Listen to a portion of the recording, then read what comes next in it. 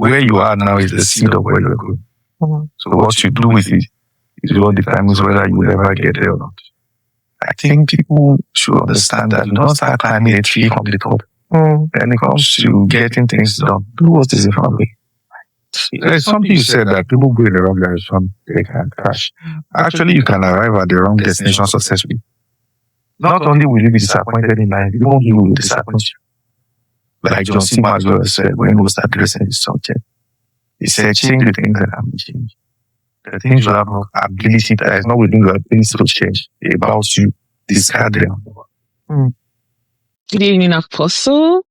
Thank you so much for shooting this video with me and for taking your time to sit down with me today. I'm really grateful and I really appreciate the opportunity. It's an honor. Thank you. It's a huge honor that I don't take lightly, and I'm very grateful. Thank you so much, sir. Thank you. Yes, sir. And Happy New Year. It looks like I'm on some hot seat. So let me adjust. So it's a hot seat that, people will need for the next 5 to 10 years. Yes. That's a good one. Yes, sir. Yeah. So I know coming into this year for me, I realized that we have stepped into the second half of the decade. So a lot of times people just see us moving into a new year as per January 1st, but looking at 2020 to 2030, we just stepped into the second half of the decade. That's true. Yes. I've never thought of it like that. Awesome. So, and that stirred up a lot of questions, a lot of need, a great need for clarity, not just for myself, but for a lot of people who may be in a certain situation where they know that this decade is about to come to an end and there is a lot that needs to be done. They are hungry for more, but they don't know where to start from. There's that hunger. They've seen a level of success. They know that I feel like I'm on the right track, maybe. And sometimes they're not even sure, honestly, but they're just in that season of hunger for growth, for clarity, and they don't know where to start from. But the reason why you're here and we need your help is what we can begin to do in the next 5 to 10 years to set us up for what the season is saying and what the season is demanding of every person. In you speaking, I can hear your burdens.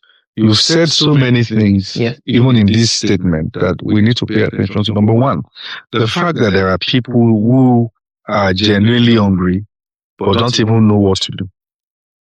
That is, it is not clear what their lives is about, but there is this sense of dissatisfaction that there is more. Yes.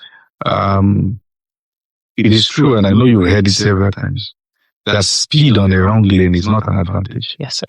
So we have to put the issue of hunger aside.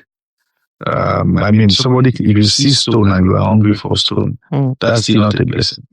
So we need to first help the person get the issue of purpose right. There are many conspiracies around the subject of purpose, but I like to keep it very simple.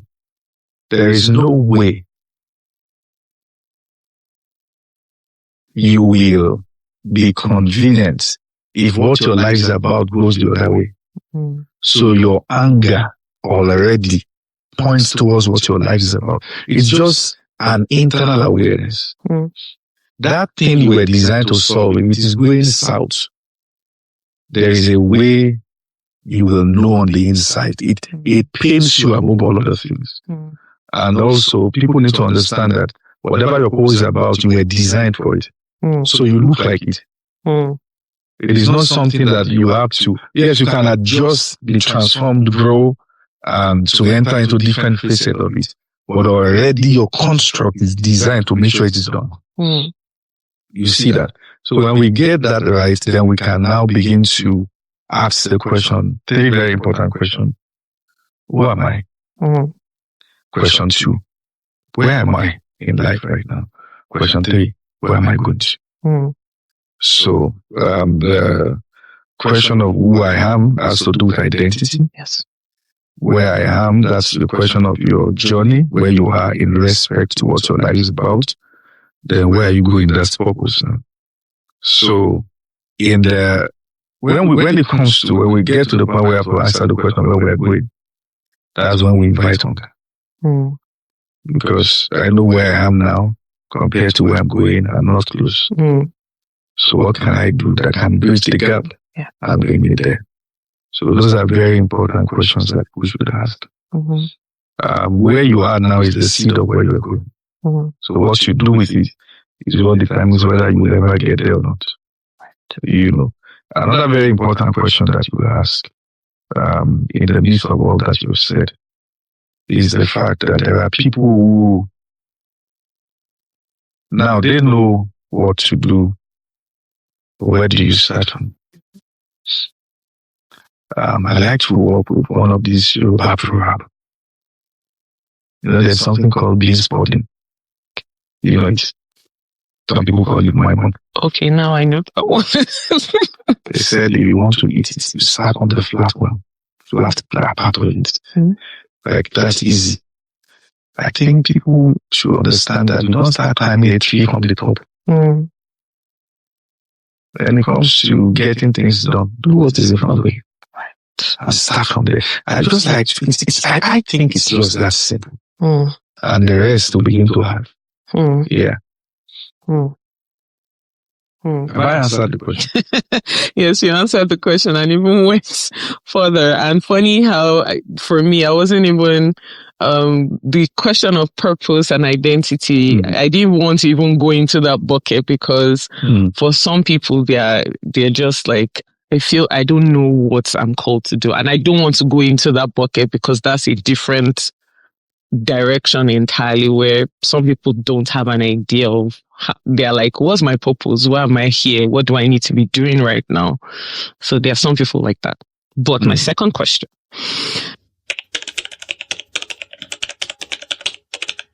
now you mentioned something about speed, how moving with speed in the wrong direction will always lead to a crash.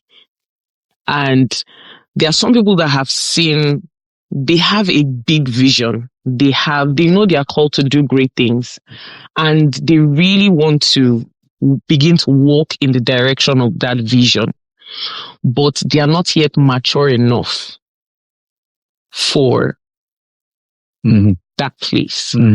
What steps can they begin to take from now to be able to be the person that gets? There's something you said that people go in the wrong direction, they can crash. Actually, you can arrive at the wrong destination successfully. And the fact that you got there doesn't mean that's what you should do. I think if we grow through life, by the time we get to where we are going, it is not the version of us that started the journey that we arrived. Yes, sir. Lessons from life, both painful and sweet lessons, has changed different dynamics about us. It is not enough to intend to get there. There is the quality of a person that sustains it. And we need to be open to, it takes humility to really recognize the fact that the same thing it takes to start, the same thing it takes to maintain it, when you finally get it. So to accept that the challenges, the pain, the troubles on our way as we move are part of the design to bring out the best in us, not to destroy us.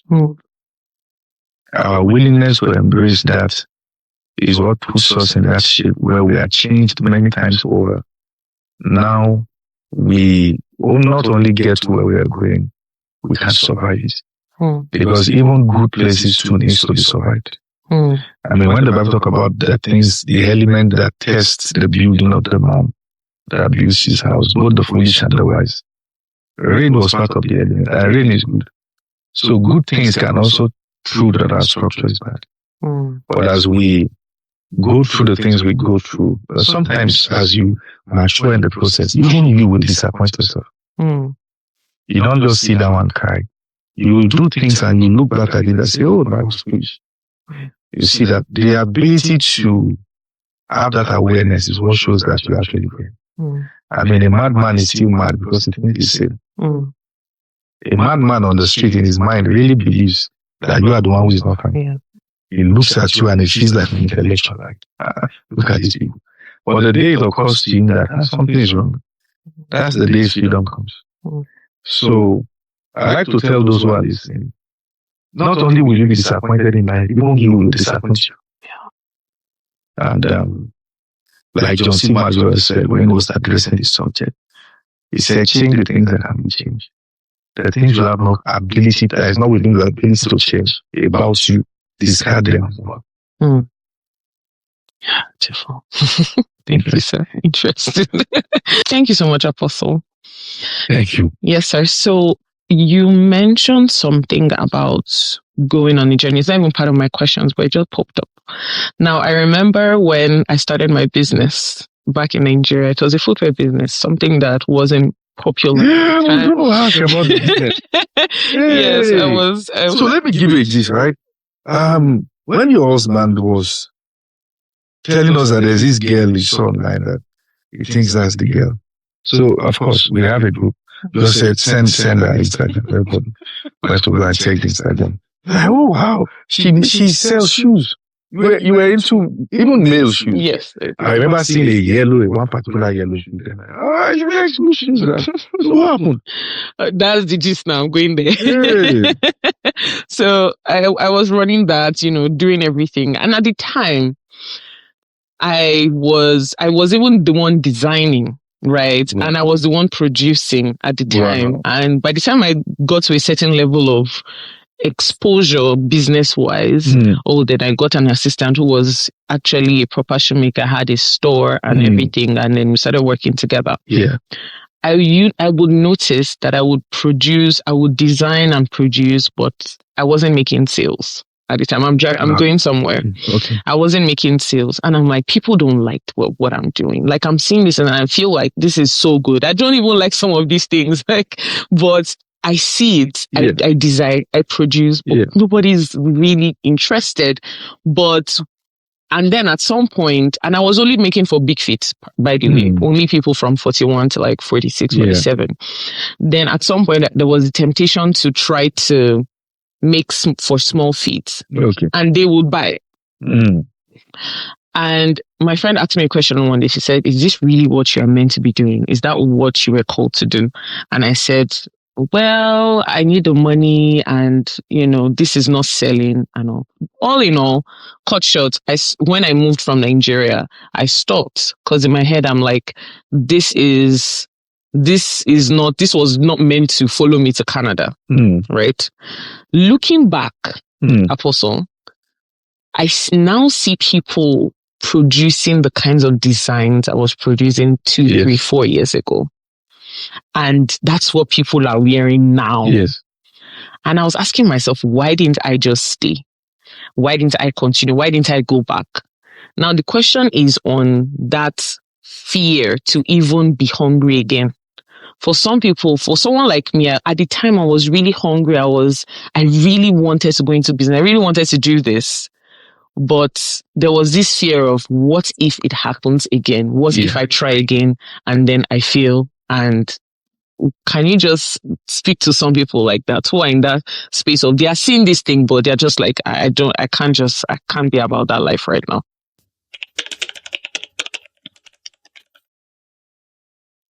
Let's start again right now. Like, that's the way I approach life. Like, okay. Like, yes, fear. Courage is not absence of fear. It's that you do what you have to do afraid. See, there are many things I do and I'm afraid, but I just do it. I've had to stand in front of people, dignitaries, and then people who have leadership roles in their nations. I have private conversations with them, but before the conversation, my legs might shake and all that, but it doesn't matter. Yeah. When I get on that phone, I speak like I was designed to do this. So I think it's the fear of breaking the ice again. Yeah. And it's not worth it. Like, because the longer it stays, the more difficult it is to get back in. Like, because that's your particular business. Hey, Jesus. And I was also what even the scars, because you mentioned going on that journey, but there's no scar anywhere. Nobody sends anybody. Everybody's busy with their life. The personal scars, like just the disappointment. You are the one who knows that there's this scar. We don't know. We don't have to know. Like, without telling us, we even heal. Right. You don't have to call our attention to what we're not seeing. In fact, start it with so much happiness that I won't think, oh, wow, she's so excited to go back. And the rest, you know, you are dealing with it inside. I think that's the construct. But I really feel that business should be revived. And even here in Canada. Yeah. Yes. The next one is about discerning seasons. Yeah. Where people, the question is, how can someone who is early on your journey begin to recognize their seasons rather than labeling them as delay or failure?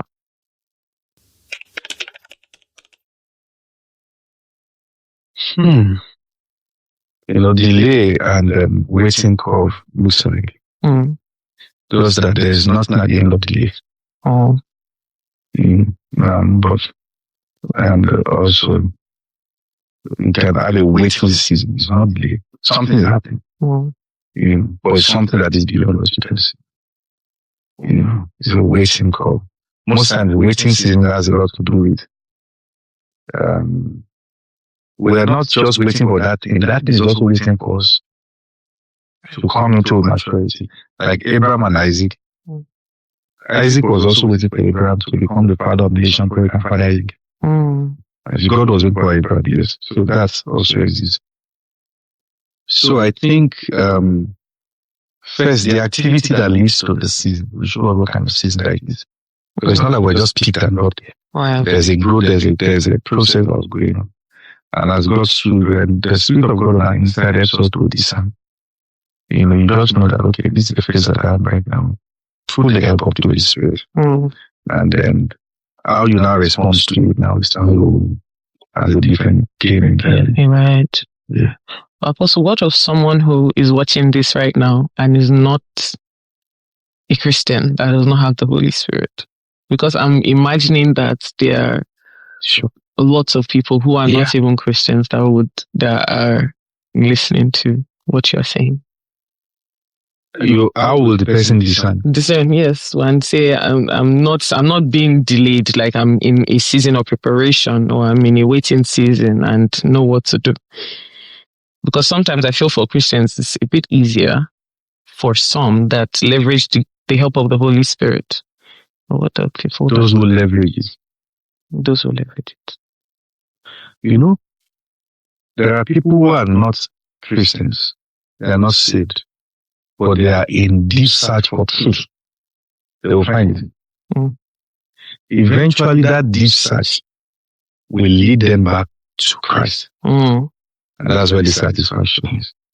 So, yes, it can happen. Where a person not born again, not a Christian, but yet we're going through this and all that. There is the basic instinct that God has given to every human. It is not the Holy Spirit. It is an act of God that is on our inside. That still helps us to identify.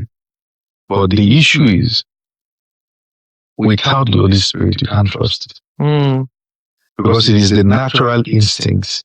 So it can be influenced, it can be wrong, and it can even mislead. I love that. Yeah. I love that. Thank you, sir. Now, the next question for this will now go to the inner workings, your inner systems. You are hungry, someone who is hungry, someone who feels that weight of urgency and responsibility. What inner workings need to happen in that space or that season?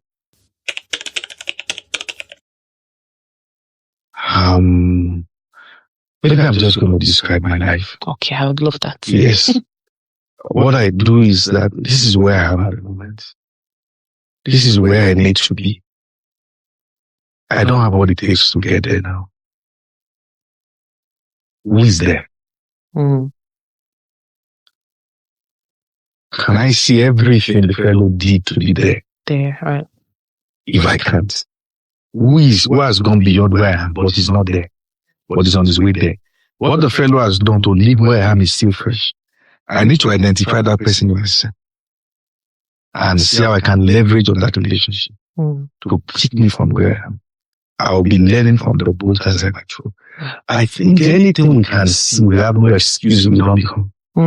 That's my own belief. So that's the way I do it. Yeah. Yes. That is straight on. Then I have another question that's not here, Apostle. This one is about your own life now. It's about your life. Before you became the Apostle Femi Lazarus. When you were still, I want you to think back to when you were still in school, university, fresh graduate, and all. At what point did you know for sure that there has to be more to my life than all of this going to school and getting a certificate? Well, I was a DJ. Oh, so there was a point you were a DJ? Yes. Okay. So I something happened. I can't really go into a story here publicly. My first admission was to Abyssal Evangel University. Medicine. And something happened that I lost the admission. I didn't even get to even that. And then from there I had to find my way and then get back to school. And that waiting time, I found God. Now I sit back and I ask myself, what would my life be now if it was not that waiting time? I would have, definitely been a doctor somewhere who is not born again. Who is also not, of course, not flamboyant, but living life, maybe an activist. One who is influencing societal constructs, but not born again. Not born again at all. That time was when I began to ask questions. And I remember the prayer I began to pray before I got another admission. That you will open the door for me. I will serve you my days on campus. At that point, I'd already met God. Well, there's just that 10 things he wanted to do. So that was the window for me. And because now I was done with secondary school, not like I had time to kill, but like to waste. I started attending different meetings. I would be there, just sit down at the back. And start having that consciousness that maybe this is God's part of my life. I see myself doing these things someday. Yeah. And even now that I'm here, I'm in a new phase of discovery. That there's more to my life than the microphone. So I think this thing is in phases. At the end of every season, whether you maximize it or you didn't maximize it, there is a part of that season you discover that you didn't prepare for. And that's what points you to the next. Right. Thank you so much, sir.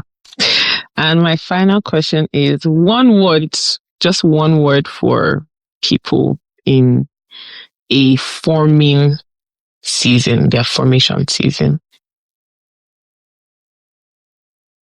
Don't please. Right. That's the word. If you stop, the world will still mock you. If you don't stop, some will still not like you. Either way, it is what it is. Just finish what you started. Right. That's the word. Right. Thank you, sir. Thank you so much for this time. It's such an honor to be here with the Ador. Thank you. Thank you so much.